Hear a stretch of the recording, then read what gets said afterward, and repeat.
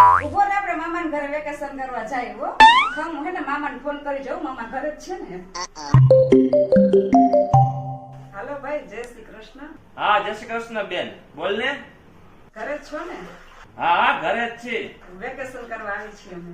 આવી જા તું તાર આવી જા.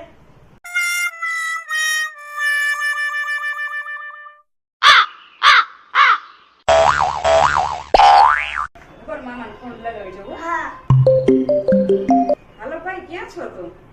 હા, ઘરે જ છું. ઘરે તો તાળા છે. પણ મારા હાહરાને ઘરે છું. તારે ચોખવટ કરાય ને.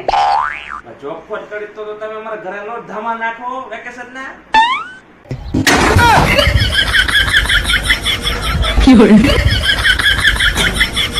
Fiore.